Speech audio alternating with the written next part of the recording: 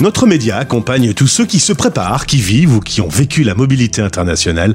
Déjà 2000 interviews disponibles sur françaisdanslemonde.fr. Je suis Gauthier Saïs et j'ai le plaisir de passer 10 minutes avec Ludivine Requena.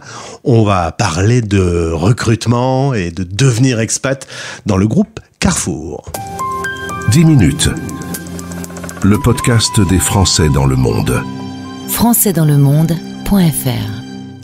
Responsable de la mobilité internationale, ça veut tout dire au sein du groupe Carrefour. Bonjour Ludivine.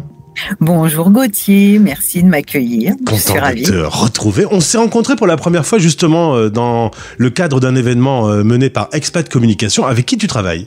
Exactement. Je travaille beaucoup avec Expat Communication sur l'accompagnement de nos collaborateurs en mobilité internationale. Et on va revenir justement, quel est le profil idéal, quel est l'atout de vivre cette expérience. Mais avant, un mot sur toi. Tu es originaire de Paris, diplômé IGS, l'Institut de Gestion Sociale. Tu débutes ta carrière toujours très proche du sujet de l'international.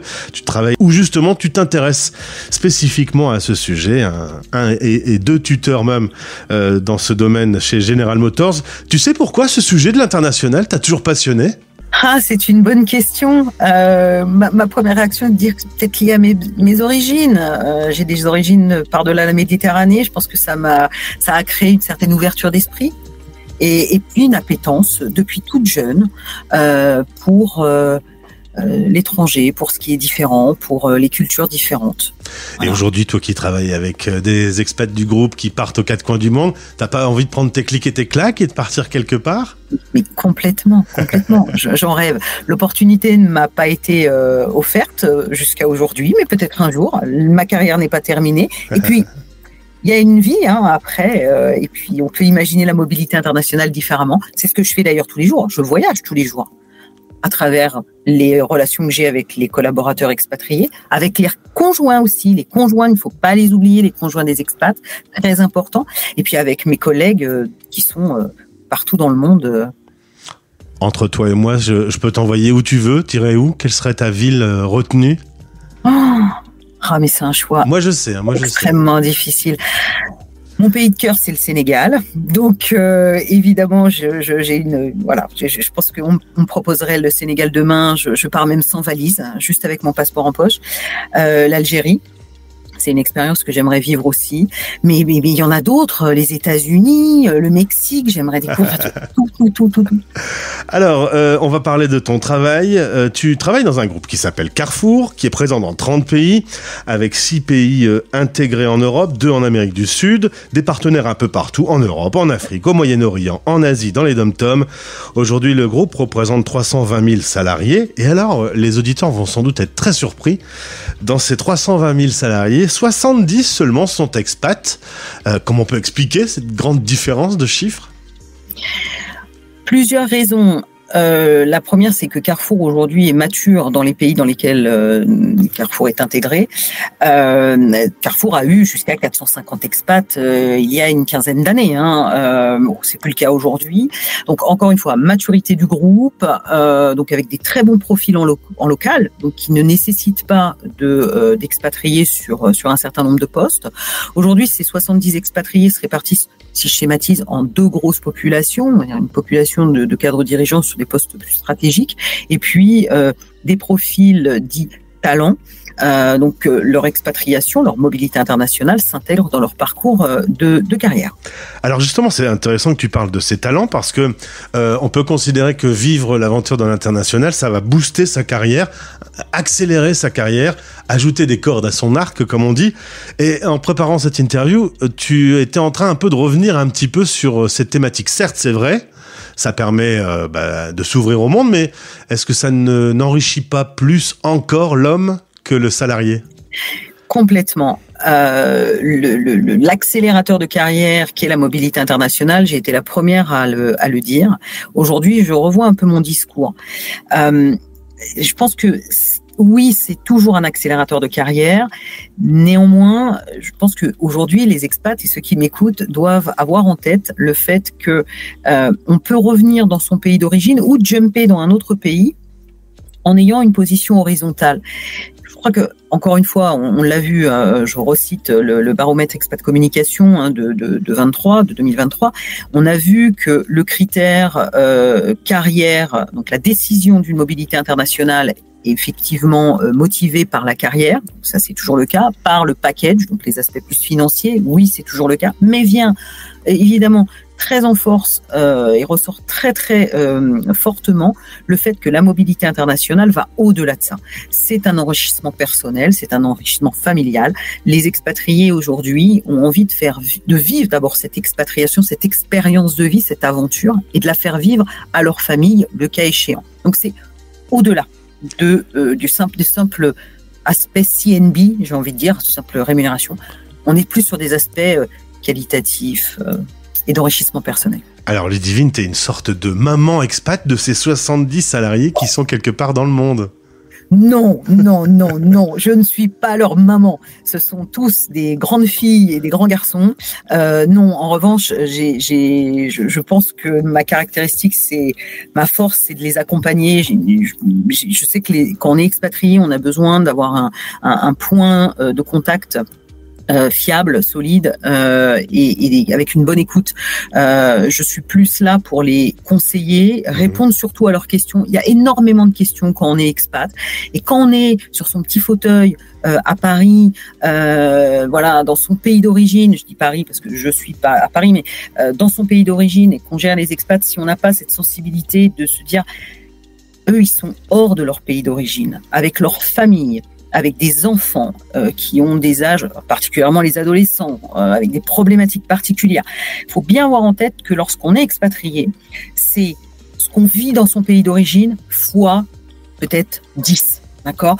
Tous les sujets sont exacerbés et des choses qui pour nous paraissent anodines peuvent être hyper compliquées lorsqu'on est expatrié. Donc non, je ne suis pas leur maman. Certainement pas. En revanche, je veux être un point de contact fiable pour eux, être capable de répondre à toutes leurs questions, leur apporter des solutions, mais certainement pas les materner. Je suis pas là pour ça. Ils sont responsables. Nous sommes tous des professionnels. Et non, j'ai pas ce rôle-là. Alors, tu les accompagnes, tu les vois tous quand même. Tu les accompagnes donc en amont. C'est lors du départ, sur place dans les questions qu'ils peuvent avoir. Et on va parler du retour, Ludivine. Ouais, le retour, moment aussi important que le départ. Pour moi, c'est un moment qui peut être très sensible. Au départ, tout est chamboulé. On chamboule notre vie, on chamboule nos habitudes, on restabilise tout ça lors de l'expatriation en tant que telle. Et le retour, c'est de nouveau un chamboulement. Donc, en tant que responsable MOB international, moi, je mets un point d'orgue à être aussi présente qu'au départ. Le retour, c'est aussi le repositionnement dans le pays d'origine. Alors, quand c'est une autre expatriation, ça c'est encore un autre sujet, mais lorsqu'il y a un repositionnement dans le pays d'origine, c'est hyper important de le préparer en amont. Si j'ai un conseil à donner, c'est aux expatriés, c'est surtout tirer la sonnette d'alarme au minimum 1 an avant la date de votre retour, la date estimative. Et puis 6 mois avant, là, il faut plus que tirer la sonnette d'alarme. C'est très important de préparer le retour d'un point de vue carrière. Et puis ensuite d'un point de vue plus logistique, administratif, et ça c'est aussi le rôle de la mobilité internationale. J'ai eu un RH qui m'a évoqué le souci de vivre une aventure assez incroyable avec un changement culturel, souvent des gros projets, puis quand on revient, est-ce qu'on n'a pas le risque de se sentir parfois un peu étriqué dans un poste dans lequel on est beaucoup plus nombreux qu'avant, on est un peu moins roi que lorsqu'on était en aventure. Effectivement, au retour, les collaborateurs, expatriés peuvent avoir ce sentiment parce que lorsqu'on est expat, on travaille dans des filiales souvent plus agiles, peut-être plus petites. On est en mode projet où on a plus de responsabilités. Revenir dans son pays d'origine sur un siège avec une structure peut-être un peu plus lourde, un peu moins agile, avec une hiérarchie un peu plus pesante. Effectivement, ça peut donner ce sentiment de frustration. Et puis, il y a aussi le rapport aux autres collaborateurs qui peuvent réagir aussi par rapport à ce collaborateur ou cette collaboratrice qui rentre, qui a vécu cette expérience qu'eux-mêmes n'ont pas vécue. Donc, je pense que ça demande aussi une certaine réadaptation de la part du collaborateur ou de la collaboratrice qui rentre d'expatriation, mais également, et ça, là aussi c'est un conseil, il ne faut pas hésiter à passer les bons messages, à sensibiliser le reste des équipes qui accueillent cet expatrié de retour pour justement essayer de lisser ce sentiment qui peut exister d'un peu de frustration. Ludivine, ma dernière question, est-ce qu'il y a un profil idéal ou à l'inverse, est-ce qu'il y a des profils inadaptés à l'expatriation ? Oui. Alors, idéal, non. Inadapté totalement, non. Je pense que tout le monde peut être en mobilité internationale. Certaines personnes demandent certainement plus d'accompagnement que d'autres. Il est certain qu'il y a un paramètre, selon moi, et ça n'engage que moi, il faut avoir une certaine ouverture d'esprit. Il faut être prêt à changer, à bouger les lignes. Voilà, à bouger les lignes. Ce qui est valable dans notre pays d'origine ne l'est plus forcément, voire pas du tout dans le pays d'accueil. Il faut faire preuve d'une grande adaptabilité et surtout et avant tout d'humilité. Il faut être humble. On arrive dans un pays qui n'est pas le sien. On a beau avoir toutes les compétences du monde, on ne sait rien. On est là pour apprendre. Comme dans la vie, ce n'est qu'un grand jeu. On joue une partie. Eh bien là, l'expatriation est une partie, c'est un jeu. Donc il faut être humble, écouter, et puis échanger surtout. Je crois beaucoup en l'échange. Et d'autant que le français n'est pas toujours le plus humble des citoyens. Hein. Souvent, il arrive avec ses grands sabots, donc être un peu à l'écoute, c'est pas mal. Oui, mais non. Alors, les Français ont beaucoup de qualités. Oui, on a des caractéristiques, mais que je ne citerai pas. Mais comme d'autres, nous sommes tous des êtres humains. Donc, nous avons tous la capacité de nous adapter, de nous écouter, de nous entendre. Voilà, pas de jugement hâtif sur les Français à l'international. On en a parlé déjà tous les deux. On a aussi quand même, pour les Français de France, beaucoup de clichés sur ce qu'est un expat. Oui. Toi qui en envoies dans le monde entier, un repas de famille, tu dois bien avoir quelqu'un à table qui dit « Ah voilà, il part pour les impôts. » Il y a tous ces clichés qui ne sont pas du tout éradiqués aujourd'hui. Complètement, mais ça pourrait faire l'objet d'un podcast complet. Je suis bien d'accord. Oui, il faut arrêter d'imaginer que l'expatrié, c'est celui qui a plein d'argent et à qui on paye tout. Et non, je dis pas que ça n'existe pas, ça a existé aussi avec des très très beaux packages.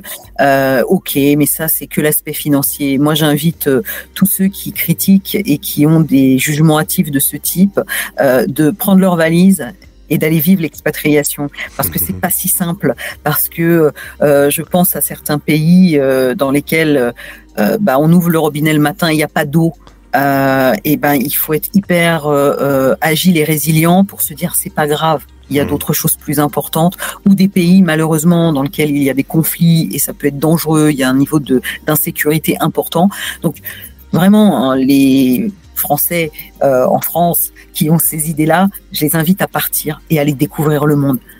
C'est pas si simple que ça d'être expat. Gare aux clichés. Merci Ludivine. Exactement. Pour cet échange, ça a été passionnant. Au plaisir de te retrouver. Mais avec plaisir. Au revoir. Français dans le monde.